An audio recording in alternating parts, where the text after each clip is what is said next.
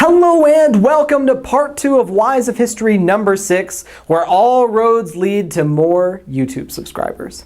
In our last episode, I ranted about the terms classical world and Western civilization, and then discussed some of the more tangible things Western civilization politely borrowed from the ancient Greeks and Romans, and now we're going to look at how that Greek and Roman influence compounded over time throughout Europe. We'll also be looking at arguably the biggest, or maybe not that biggest, compounding influence event, the Renaissance. Part 2, the Renaissance Sis.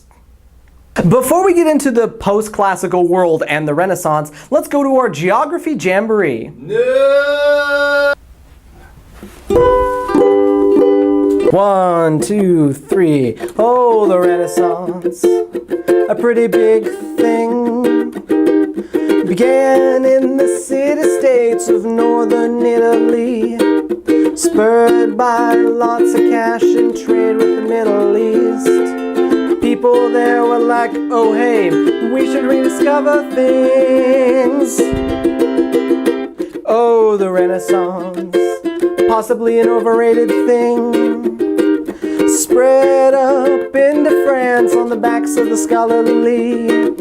Hey, look at all these texts that we forgot how to read. Everybody, well, who's got money? Let's go learn some Greek.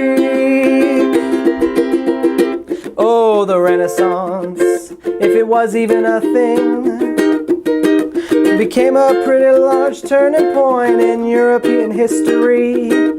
Moved up into Northern Europe and England got it too. The church is all still well and good, but don't forget about me and you. Oh, the Renaissance, arguably a more well-known extension of a series of smaller revitalizations over the Middle Ages. Things brought out a new wave in art and humanities. Though before this time Europe certainly wasn't static, it certainly reminds us all how important are the classics. No, not those. Nope, still not those. Yeah, those. So is it just me, or has like the actual level of geography in the geography jamborees been pretty slowly declining since the first episode? Everything you've been doing has been declining since episode 1. No. So it's important to note that after the fall of the Roman Empire, the idea of hearkening back to the European golden age of ancient Greece and Rome developed, and this reverence for the classical time period persisted after the classical period's end and helped bring about the Renaissance. So in the classic retelling of the Renaissance narrative, Europe went into a series of dark ages after the fall of the Roman Empire, where everyone became dumber and wandered around arguing about swallows and piling mud, blissfully unaware that they had once been in a higher form of civilization under the Romans and Greeks. Then in the late 1400s, everyone remembered how to read all these Greek and Roman texts, and suddenly Europe was enlightened again and back on the road to modernity. We could spend a whole episode talking about the Dark Ages misnomer, but the thing to walk away with is that Western Europe certainly experienced an overall decline in sophistication and connectivity as a result of the collapse of the Roman Empire. However, Eastern Europe and the Arab world certainly did not. If anything, the Byzantines and Arabs saw a period that was the complete opposite of a Dark Age. But let's talk about Western Europe first. The Roman Empire, as mentioned in the last episode, left a massive intangible legacy on Europe and the Mediterranean that continuously reminded people how awesome they were. Roman roads and aqueducts continued to be used, and the Catholic Church was a continued reminder of the former greatness of the Roman Empire. As a related side note, the Catholic Church, often seen as responsible for this era of stupidity, actually did preserve and hold on to a lot of the knowledge and history of the Roman Empire, and the notion that Europe spent 500 years stalled out in religious superstition is a misguided one. As everyone wanted to be as awesome as the Romans, the idea of being a successor to the Roman state was bounced around throughout Western Europe, with the infamous Frankish Charlemagne claiming to be the successor to Rome in 800 CE, and the German Holy Roman Empire claiming basically the same thing. Even Russia and the Ottoman Empire would eventually claim to be the successors of the Roman Empire, and the German and Russian titles for their kings, Kaiser and Tsar respectively, both derived from the Roman Caesar. In the East, however, this point wasn't nearly as convoluted because as far as the Byzantines were concerned, they'd never stopped being the Roman Empire. In fact, the capital of the Roman Empire was moved to Constantinople in 324 CE anyway, so the fall of Rome itself wasn't as defining for the East as it was for the West. While most people remember the Byzantine Empire as slowly getting chipped away at by the Arabs and then defeated by the Turks, the Greek Byzantines made innumerable technological and scientific advances. And much of the knowledge we have of the classics was preserved through the Byzantine Empire. As the Arab world expanded its influence and holdings thanks to newfound Islam, they began to acquire Greek and Roman texts and utilize them for themselves, expanding on and preserving a lot of the classics. Ultimately, even in Western Europe, the influence and memory of the classics was retained, and there were multiple revitalizations of classical knowledge before the Renaissance itself. Speaking of which, let's hit our randomly relevant random fact for this episode.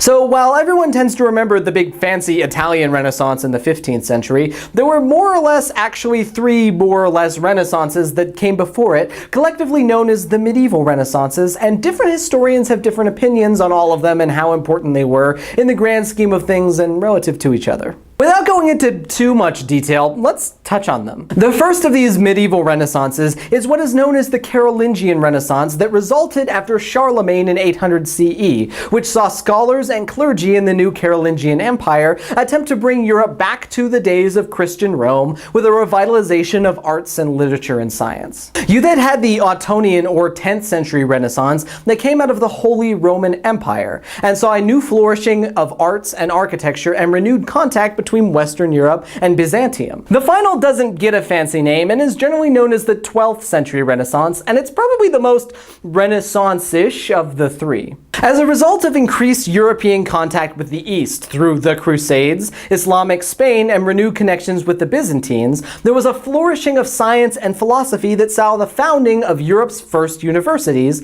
and an increased focus on utilizing and translating not just classical texts, but Arabic and Byzantine ones as well. This newfound academic focus laid the groundwork and infrastructure for new technological developments in Europe like the windmill, and it even developed a new method of education, scholasticism, which focused on the classics. Then in the late 1400s, we have the actual Renaissance, or Italian Renaissance, which started in Italy and spread throughout Western Europe over the next 150 years or so. This movement's focal point was the city-state of Florence, Italy, and sparked by trade with the Middle East, the wealth and domination of the Medici family, and the exodus of Byzantine scholars and writings from the sacking of Constantinople in 1453. Renaissance writers and artists mimicked and drew inspiration from classical styles, and classical philosophy and literature would define the humanism movement and the field of humanities. Scientists began to classify and define the world around them using Latin and Greek to pay homage to the classical scientists and utilize Europe's lingua francas.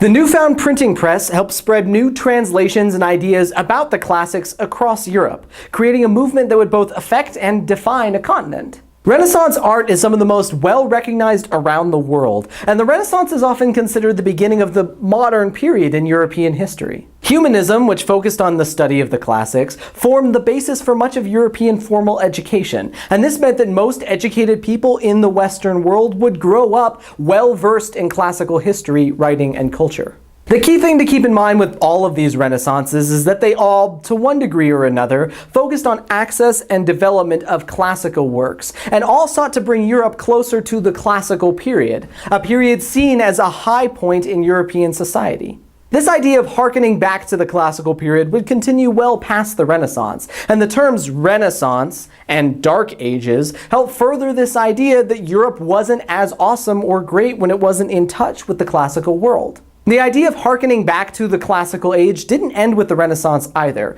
The revolutionaries in both the American and French revolutions drew upon the Roman Republic when creating their new governments. So going back to our original question in the part 1 of this episode set, I mentioned that part of the reason the classical world is so influential is because people continued to find them influential. And the Renaissances, both big and small, continuously revitalized a European love for the classical world. Well, just how important or revolutionary the Renaissance was in the grand scheme of European history is currently under debate. It can't be argued that the Renaissance and its medieval cousins furthered the love of the classical world that helped retain classical influence to this day. Part 3. The classical world ended in 500 CE. Or did it? Bum bum ba. Part of the fun and appeal of history, I think, is explaining why the world is the way it is, and it's the reason Sam and I put the show together in the first place. And while we often focus on grand, world-changing events, it's no less important to look at the smaller effects the past has had on the present. And at the end of the day, one really can't define Western civilization without including a hefty dose of the classical world. Whether it's massive, grand, civilization-defining characteristics like democracy, Christianity, republicanism, Romance languages, and rational thought, or more localized characteristics like tragedies, rhetoric, columns, or even the field of history, the classical world has either directly influenced or laid the foundation for much of what defines Western civilization. And it truly is an incredible thing to imagine what Plato might say if we told him that over 2,000 years after its original writing, Allegory of the Cave has been read by hundreds of millions of people and is currently taught to students across the globe. How the ancient Greeks and Romans might react if we could show them how the halls and systems of our governments take direct inspiration from theirs, and how the descendants of their languages and laws found their way to multiple continents, and how kings and creators looked to them for inspiration and legitimacy, even when they were separated by thousands of miles or thousands of years. The other thing I find interesting about classical influence on Western civilization is how thoroughly and incredibly it spread. Places like Germany, Scandinavia, and Russia were peripheries and often enemies of the Greek city-states and the Roman Empire, yet readily adopted some of the shared history and legacy of the classical world. The idea of the classical period as a European golden age was not restricted to places and peoples who actually experienced that golden age, and this love of the classics has been a force that has helped unify Europeans for hundreds of years. As a great example of this idea, look no further than Shakespeare, arguably the most famous Englishman in history who, living 1,000 years after the collapse of Rome in a country that was a backwater in the Roman Empire, wrote more plays about the classical world than he did his own country, and he has countless references to classical history, mythology, and philosophy in every play that he wrote. It's to the point where one simply can't go 5 feet without the legacy of the classics intertwining itself with Western history. Napoleon Bonaparte was called the second Alexander the Great when he invaded Egypt in 1798, while Winston Churchill was called the Pericles of his day after his defeat at the polls in 1947. Martin Luther and Thomas Jefferson both openly professed a love for Cicero. The Meditations of Marcus Aurelius inspired Cecil Rhodes and Bill Clinton. Sophocles gave us Freud's Oedipus complex. Virgil led Dante through hell. Vitruvius helped make Da Vinci famous, and Thucydides' tale of Pericles' rhetoric inspired Lincoln's most famous address. Back in part 1, I talked about what defines this nebulous thing as Western civilization. And Westerners have always prided ourselves on progress. We push the boundaries of science. We build our buildings bigger and our microchips smaller. We strive for efficiency and expansion. We refine and adapt and push forward, and yet, no matter how far we've come, it's fascinating to me that we're still fixated on the accomplishments of people who lived more than 2,000 years ago. Thank you very much for watching. Please subscribe to us if you found this even remotely interesting. And if you've got other ideas for shows, we'd love to hear them. Thank you very much for your time. I am Professor Jordan. I will see you all next class.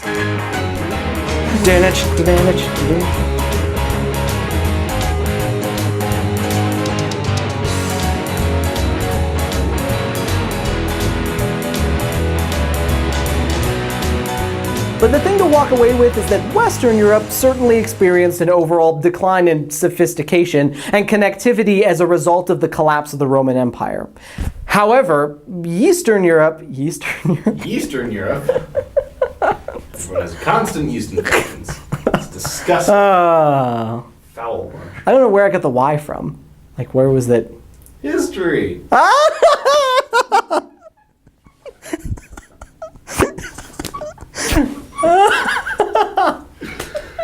That was brilliant. Brilliant.